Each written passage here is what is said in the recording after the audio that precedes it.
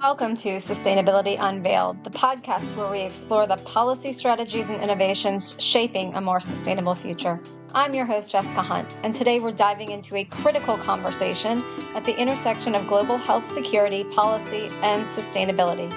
As we navigate an ever-evolving political and environmental landscape, businesses must adapt to new challenges while driving meaningful impact.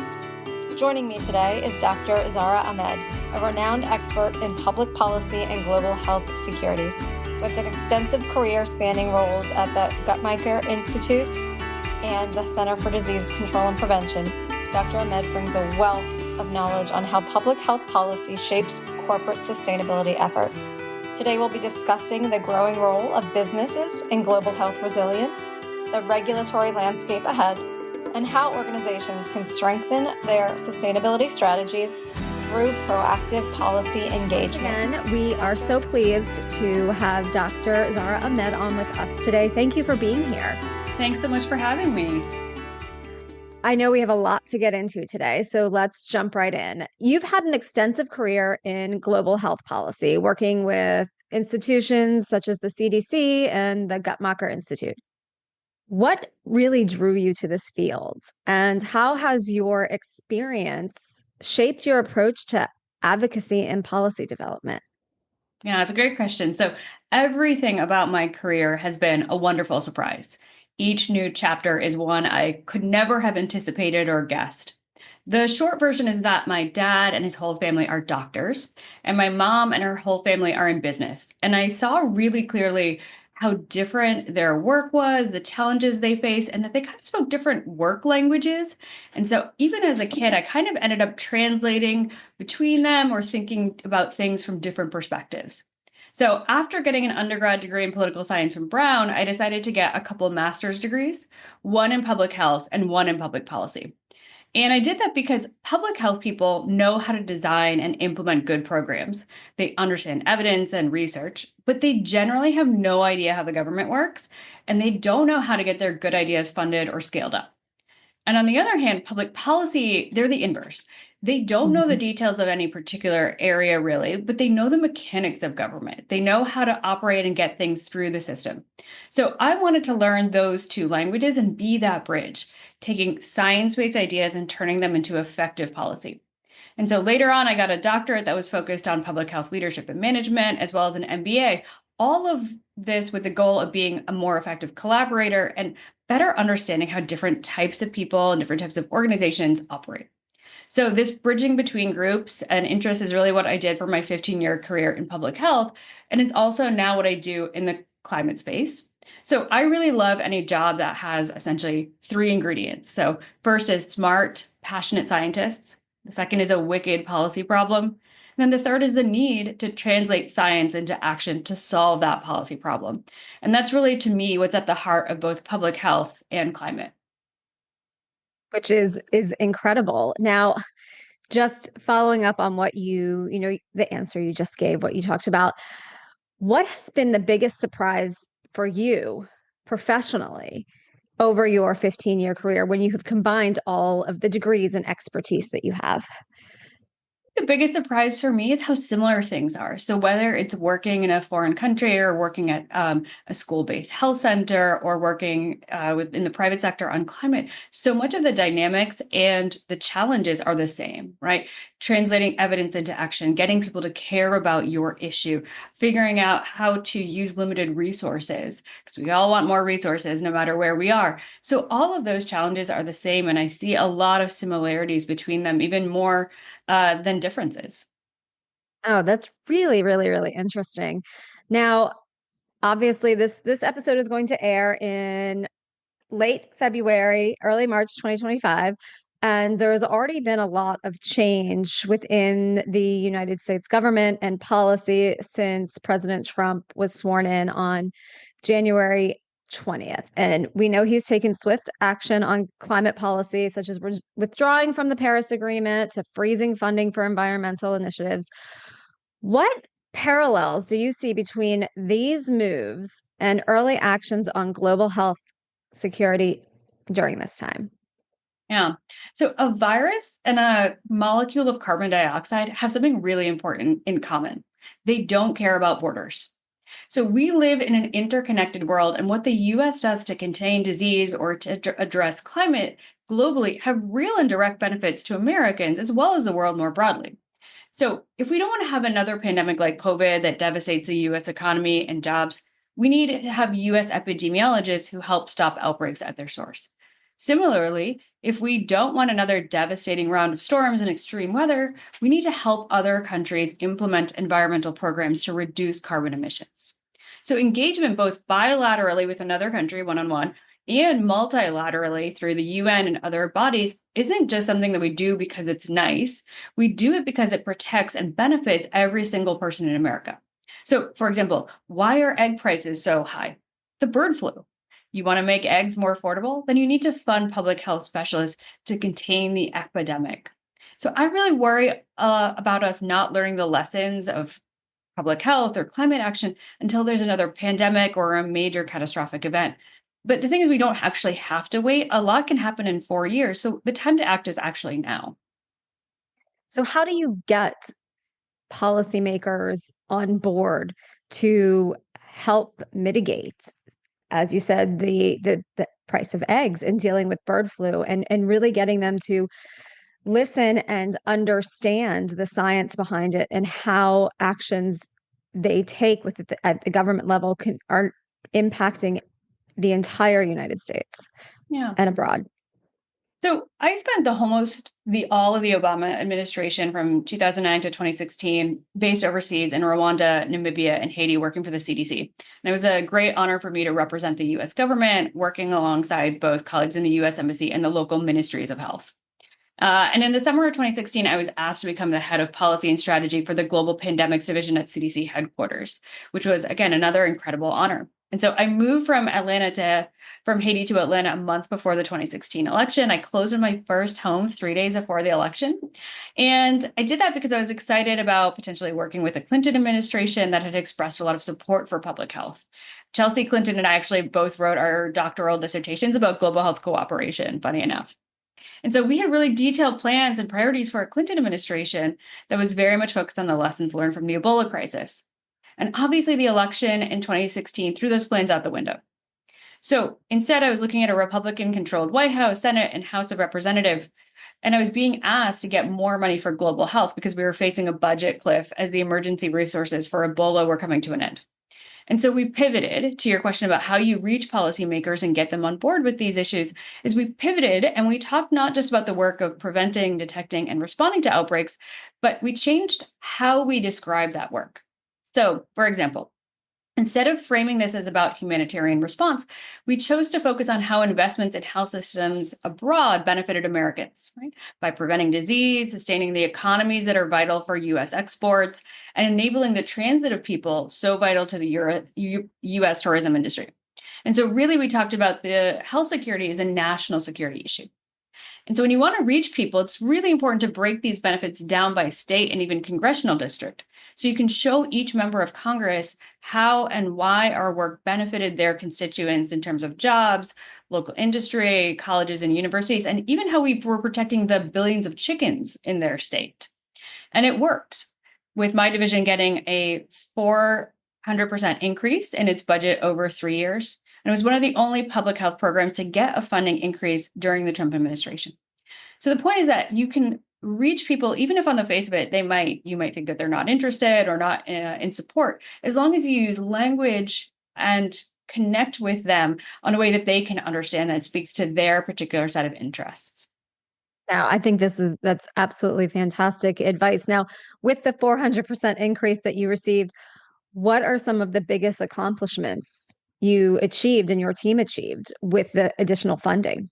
Yeah, we were able to train thousands more epidemiologists. We were able to build labs to faster detect outbreaks and stop them at their source.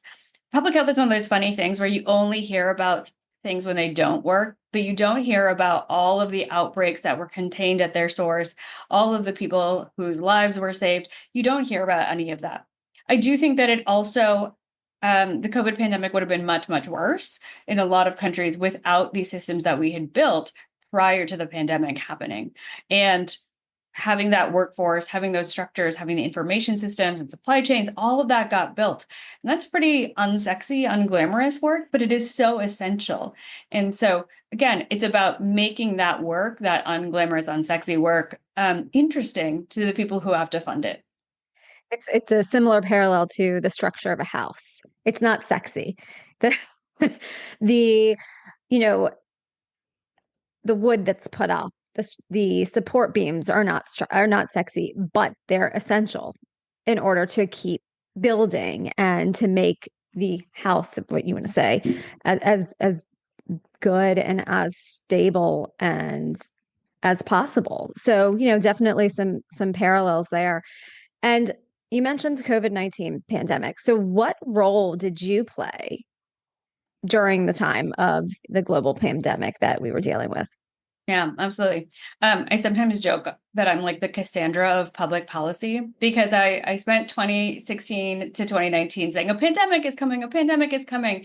And I decided to leave CDC for a little while, and I went to the Guttmacher Institute to work on reproductive health and rights. And while I was there, I was saying the end of Roe v. Wade is coming, the end of Roe v. Wade is coming. And unfortunately was right on both those counts. And CDC asked me to come back during the pandemic as somebody who'd worked on policy on pandemics. And so I spent a year as the head of policy and government affairs for the COVID-19 response, working 365 days, talking to all members of Congress and trying to address their needs, make sure we were meeting the needs of their constituents, and really saw firsthand how much of an all of government it takes when there's a really serious crisis, and all of the skills and benefits that each agency brings to the table that are so essential. Oh, definitely. Now, how did you know? What in your professional career, your research, everything that the different agencies you've worked with, what made you say to yourself, there's a pandemic coming and it's going to be the end of Roe v. Wade? A very dark crystal ball, I guess. But, we had modeled out the impact of a potential pandemic and written 3 papers modeling what would happen even in a small outbreak overseas that would affect US jobs, exports, the health of chickens, all these things. We wrote 3 papers about them in 2017 and 2018 because we knew we were due for once in a 100-year pandemic, right? And we were like, it will happen around this time. And sure enough, it did. So epidemiologists are smart. They really know what they're talking about. And they predicted it almost to the year. So some of these things are evidence-based and are known. And I think the other part of it is that I do have a political science degree. I have that orientation. I've worked on the Hill and for a mayor and for a state legislature, and you can kind of understand the political winds and where things are going to land.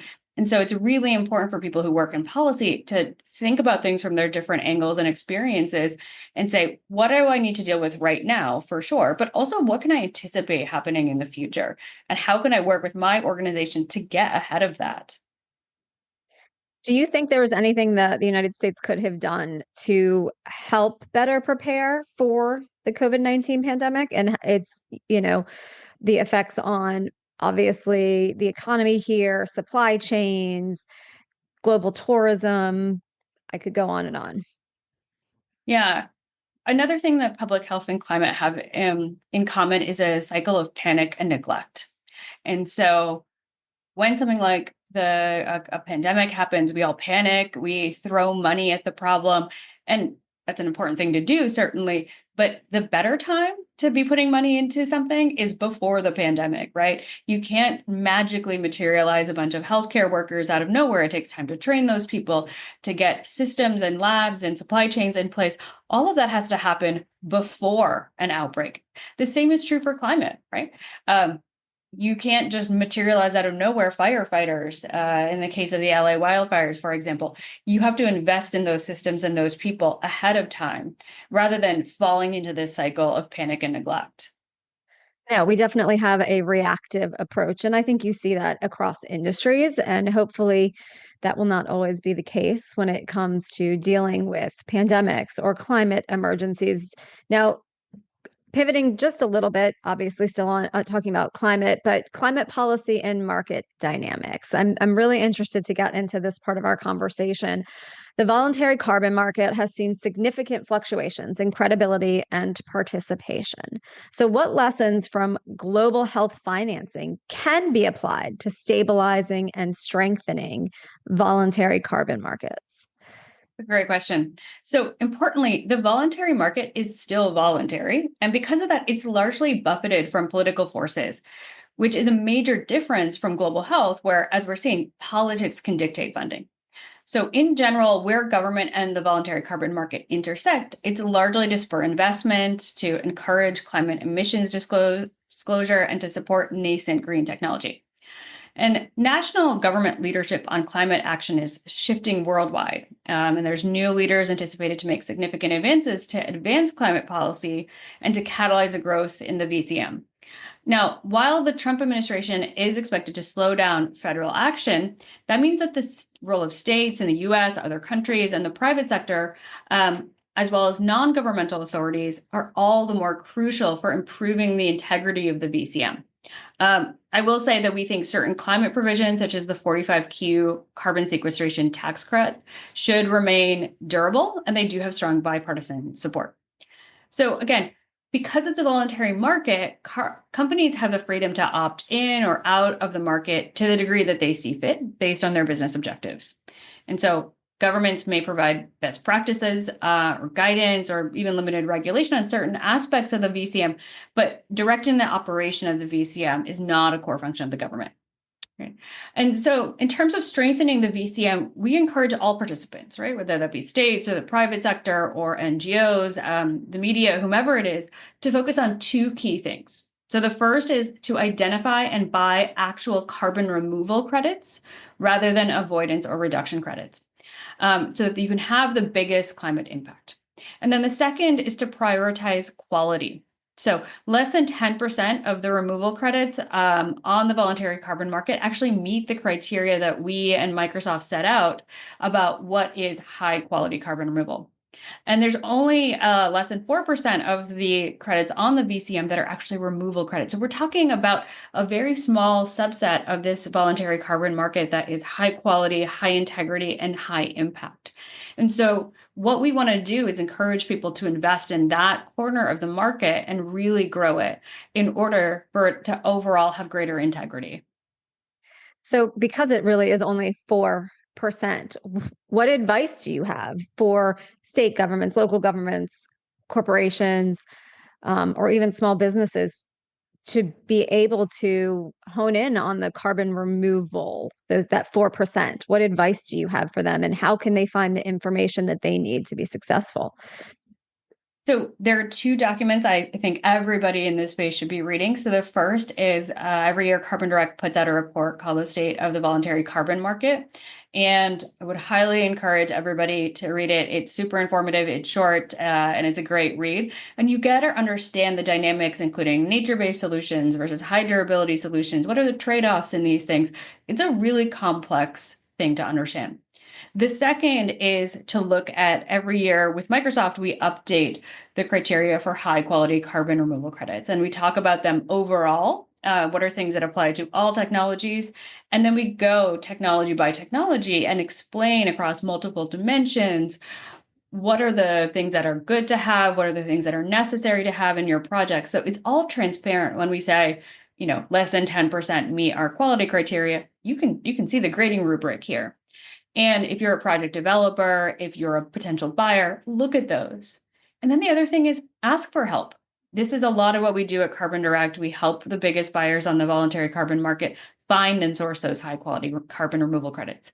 It's a very difficult thing to try and do by yourself. We have a whole fleet of scientists who specialize in this. And so ask for help, get outside opinion, because otherwise you're risking wasting your money on non-impactful credits.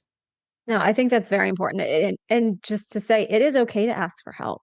We should all be working together to solve as many problems in terms of dealing with climate change and climate impact as possible, and don't reinvent the wheel. you can spend so much money and so much time trying to reinvent a wheel that doesn't need to be reinvented. Absolutely. So no, I think it's going to be very interesting. I live in the state of Maryland, which is a very democratic state, and our governor is still continuing to push forward with climate initiatives, with um, EV funding, infrastructure funding. Do you anticipate there seeing a divide in the country over the next 4 years when it comes to climate policy based on, the red or blue states? The thing about climate action and policy is that it benefits everybody, right? Wind energy comes to your house if you're a Republican voter or a Democratic voter, right? That's the great thing about it.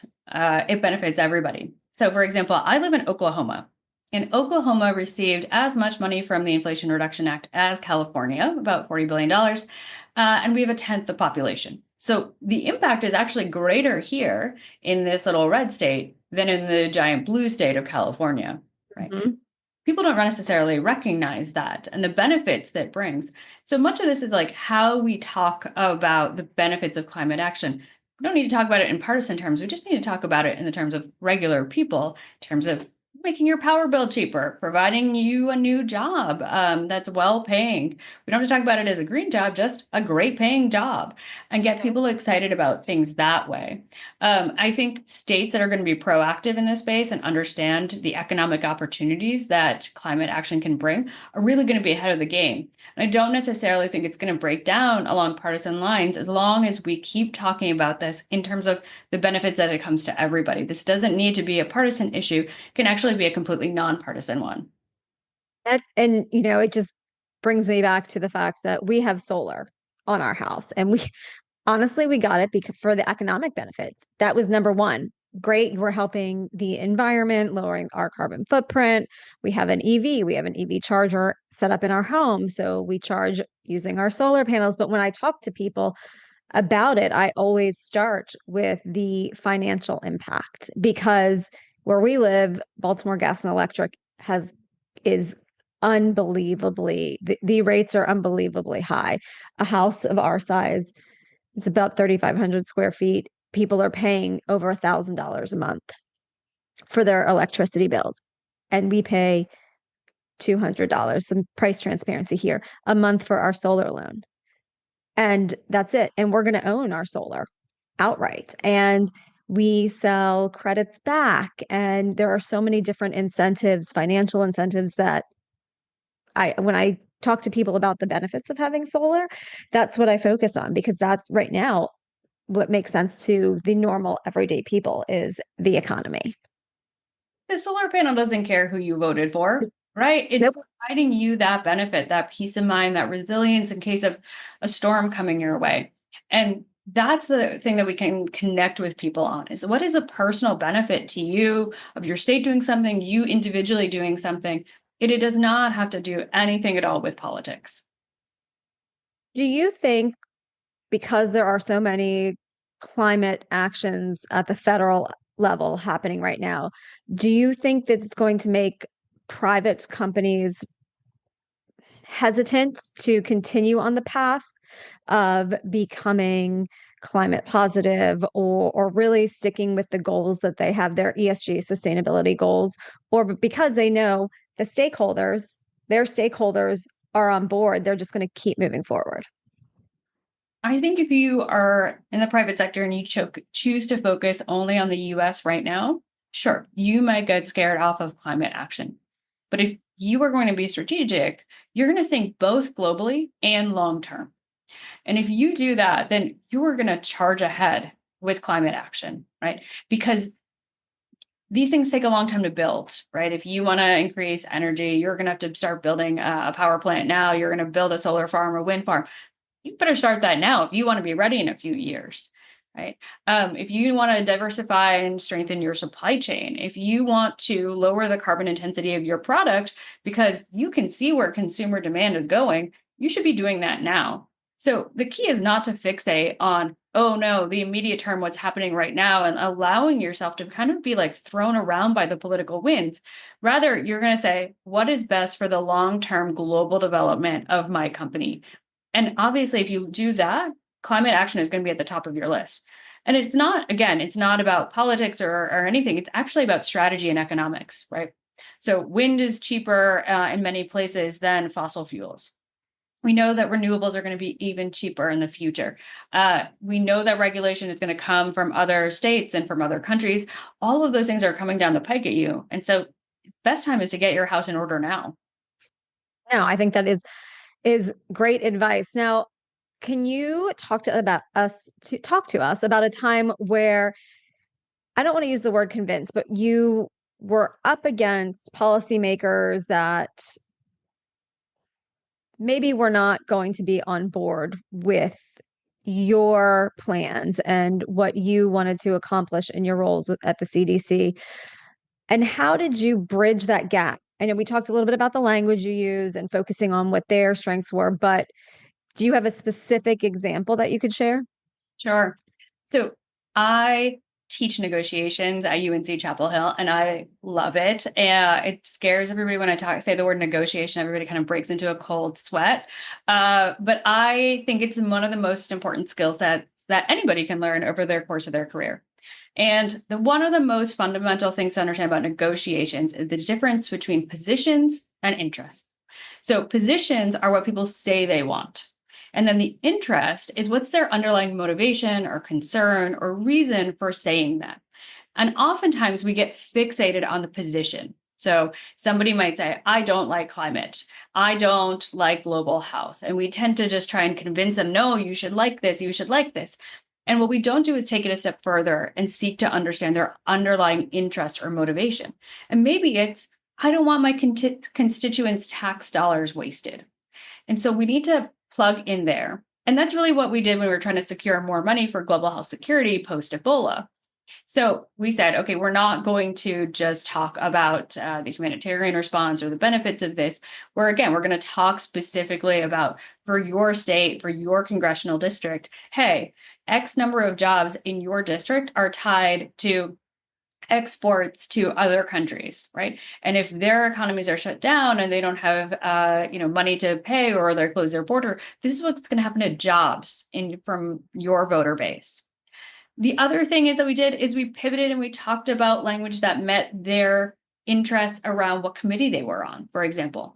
So when we were talking to somebody who was maybe on the defense committee, we would talk about how global health protects U.S. military forces overseas from disease outbreaks, talk about it in terms of force protection. So it really comes down to talking about the interests of the other person. It's not about you, it's about them. And so the other thing I would say is to use social math. Right. So oftentimes you'll be like, this costs $150 million. Well, you could also just say that costs $1 for every taxpayer. Way more digestible, easier to remember. And you're giving them a talking point that they can use to be your advocate further on. And so we did that again a lot with global health. And you see this right now in some of the messaging about trying to explain USAID's budget is to break it down into simple terms, right? Nobody really knows like how much a military destroyer costs or something like that. But if you break it down into like dollars per person, or it's the equivalent of something else, it's much more digestible. So I'd say make things digestible and hyper local. And then the last thing I'd say is sometimes we're not the right messenger. And we get fixated on, I want to convince you of this, but somebody who's you already have a relationship with, or you have things in common with more than you and I do, they might be the right messenger. So broaden out your base and bring people into the fold who you may be very different from, but can reach your target audience. I think that might be one of my favorite quotes from our conversation. You might not be the best messenger. And I think that can transcend whatever you do professionally and personally. So I think that's a really, really important message to drive home is, again, also we're not one person. You're not one person. You have a team. You have your own expertise, your own experience, but you also should rely on the expertise and experience of your team members and their relationships to be able to work towards a common goal. Absolutely. No. So, well, I feel like we could continue this conversation for a very, very long time. It's been wonderful so far, but I want to look ahead now. Looking ahead, what are the biggest risks and opportunities for climate action in the coming years? Not just during the next 4 years of Trump's presidency, but beyond that. Yeah, I can think of three major risks, but they're also the biggest opportunities. And when we have this complex landscape, it's really easy just to focus on the risk side of the equation and not think strategically about the opportunity side. So, a few big risks and opportunities that come to mind. So, first is obviously, and we're seeing this very intensely right now, political uncertainty and policy reversal. So, flip-flopping and changing, and we're part of the Paris Agreement, now we're not, now we're in, now we're out. That can be very unsettling and disruptive. And we realize that the lack of federal government action may slow or reverse some of the climate progress we've made to date. But however, the flip side of that, the opportunity side, is again, if you look nationally, like more globally, or if you look more long term, you'll see that other businesses, your competitors, your investors, local governments, other countries are increasingly driving climate action independent of national politics. And so the opportunity there is to get ahead of everybody else and to make those investments. Another big risk I think that people are focused on is insufficient climate funding and this investment gap, right? I said earlier, we all want more resources. And so Excuse me. okay. And so how do we scale private and public climate finance? And the flip side of that risk is the opportunity to think about green bonds or getting more engaged in the carbon markets or using other types of climate investment frameworks to close that financing gap, to use the existing resources from the Inflation Reduction Act, particularly around the tax credits, to scale up technologies. And then the last one I think that people are very focused on is the slow adoption of decarbonization in key sectors. So that might be in heavy industry like cement, steel, or aviation, where cost is still quite high and there's technical barriers. But on the flip side of that, there's been a number of advancements in green hydrogen, in sustainable aviation fuel, in carbon capture and sequestration, electrification, which make that deep decarbonization more feasible. And so again, if you get in early with those technologies and integrate them into your system, you'll be well positioned for the future. One of my favorite things is that I work with about 70 scientists at Carbon Direct who are some of the smartest people I've ever met. And I really see them think strategically about, here are the challenges, but here are all the incredible opportunities. And they translate that work with clients to get ahead of the challenges that they're facing. And that competitive advantage is what's going to make climate action possible. Oh, definitely. Now, on a personal/professional level, what technologies are you most excited about in the future? I have recently been diving in a lot on electrification. I think it's a really fascinating area. And we see this growth of data centers and the hyperscalers. There's huge electricity demand. So understanding things like as wonky as different carbon emissions methodologies to understand your carbon footprint. We just put out a great white paper on this. I learned so much. Really fascinating. Understanding about purchase power agreements for renewable energy. It's incredible. The other thing is to think about natural gas with carbon capture and storage. Like, we have this huge demand for energy and electricity. How are we going to meet it? Especially in a way that doesn't affect regular people like you and I who don't want to see our electricity bill go through the roof. We all have to come together around that technology. No, I couldn't agree more with you there. And I think when it comes back to some of the things that you've talked about, the messages that you mentioned earlier, which is the messaging, and make sure that the messaging that's being put out is factual and accurate. An example of offshore wind farms off the coast of Virginia Beach, and people are up in arms because their bills are going to go up. But if they did a little bit of research, they would realize they're going to go up 47 cents a month on average.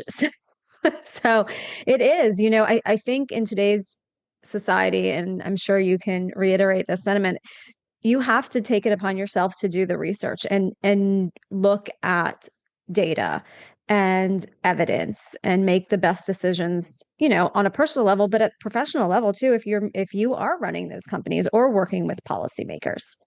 Yeah. I would also say it's incumbent upon us who have the energy, the education, the privilege to spend time doing the research to share it with others and make it understandable for them. So 47 cents, I'm not going to forget that number now, right? You just taught me something that makes my life better and easier, and you shared that with me in a way that I could understand. And so Mm-hmm.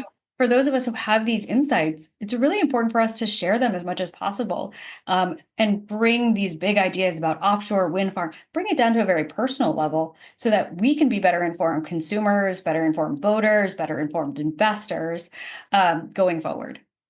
No, I think that that's a great message to take home for our viewers and listeners. So I keep going back in my head to the debate between clean energy and fossil fuels, and how can there be a balance, not just in the United States, but globally? And can there be a balance if we're not just looking at energy production, but we're looking at the economy, job creation, all of that?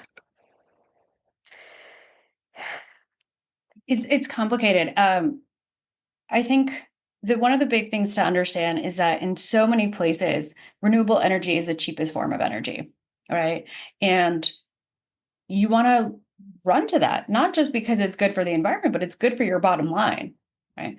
And so I think it's very easy to get caught up again in the political conversations about we should drill more or we should export more natural gas, when really the conversation should be like, what is the most cost effective or the cheapest solution for me personally, or for me, for my company? Mhm. No, I think that's a great point. And not many people know too that the state of Texas is just behind California in the number of clean energy initiatives and job creation. So when you think of Texas, at least when I think of Texas, I think big oil companies. But there's actually a lot of push towards clean energy in that state because the resources are there. The space is there to generate additional sources of energy. Absolutely. I So, mentioned I live in Oklahoma, and driving around, sure, you see oil wells, but you know what you see more of? Wind farms, way more wind farms, right? Because we have this base, we have that abundant natural resource here. And it makes sense, regardless of political affiliation, to tap into that resource. no, definitely. Now, I know we have to wrap up. We so appreciate you being here with us today. And I hope this is not the last time that we get to sit down and have a conversation, because we would love to have you back. But what final advice do you have for policymakers, business leaders, and advocates working to advance sustainable and equitable policies in unpredictable political environments? Yeah, great question. So I have three pieces of advice. The first is to make your work personal and relevant to other people. So we talked about talking to their interests, not just their positions, to talk about the things that they care most about, to use language that resonates with them. So I live here in Oklahoma, surrounded by farmers, ranchers, hunters. You know what? They actually care a lot about the environment. They are very knowledgeable about changing weather patterns. So I talk to them about that. I don't try and talk about like, green jobs. We just talk about jobs. Maybe they don't want to talk about climate change or climate policy, but they care a lot about like, hey, the rain doesn't come when I need it to anymore. And so we talk about that. So first is to make your work personal and resonate with other people. The second is be ready when opportunity arises and don't let a good crisis go to waste. So, as I was joking about earlier, being like the Cassandra of public policy and being like the next crisis is on the horizon, whether that be a legal change or an outbreak, whatever it is, but be ready. Sometimes we toil in obscurity on a particular issue, and then all of a sudden it breaks into the spotlight. So when it does, be ready with those messages, be ready with your asks, not just, oh my gosh, now people want to talk to me about my niche issue. Be ready, have a game plan, because you never know, right, when that Overton window shifts and now you're in the spotlight. And then the third is to take care of yourself. This is a long game. These are stressful times. I got stress-induced shingles on my face when I was 25 and working on the H1N1 outbreak in Rwanda. And I think that it was the best thing that ever happened to me, because it taught me that nothing is more important than my health and taking care of myself, so that I can show up in the long term for these fights, whether it be about public health or about climate. So take care of yourself, step away if you need to, take a break, but remember that we have to be here and we have to continue showing up long term. Ah, fantastic advice, and not getting lost in the noise. Well, you have to step back. I know there's a lot of individuals in my network professionally and personally that just have to turn the TV off or turn their social media channels off for now because it's just too much and they need to focus on themselves and what they can control and what they can do, which is not always easy. It's not easy, but the only person who's ever going to take care of you really is you. And you know what you need and when you need it and how. But you have to show up for yourself just as we show up for these issues. No. Well, on that note, I think we are going to conclude today's conversation. Thank you again so much for being here. We will have some links in the podcast episode to Zara's work and other ways to connect with her. And thank you again for being with us. Thank you so much, Jessica. In the next 60 seconds, ask yourself, how can I contribute to a brighter, more sustainable future, not just personally, but professionally? Let's embark on this journey together and shape the landscape of sustainable leadership for tomorrow. Take the first step now and make a commitment to lead with sustainability in mind. That's all for this episode of Sustainability Unveiled. Join us next time as we continue exploring the forefront of sustainable business practices. Until then, stay informed, stay sustainable.